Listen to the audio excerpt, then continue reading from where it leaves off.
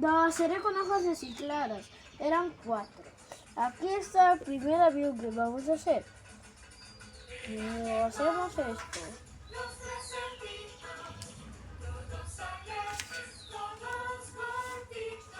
Así. Lo doblamos.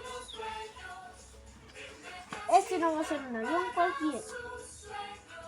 Hasta que yo vi en TikTok, hice mejores y ahora soy el rey de los aviones.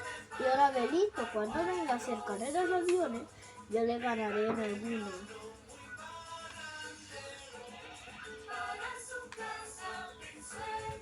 Aquí está.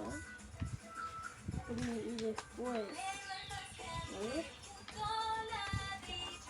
a ver, así se hace. Después de eso, hacemos esto.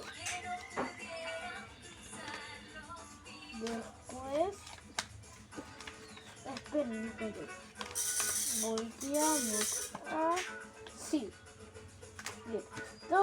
Algunos han hecho estos aviones y los conocen, pero yo nunca había conocido estos aviones desde que los aprendí. Hay otro llamado el avión tubo, que les voy a enseñar después. Así.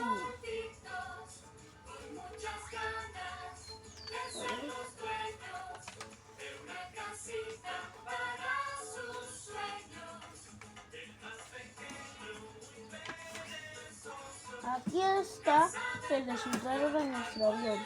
Y ahora, así era como volaba.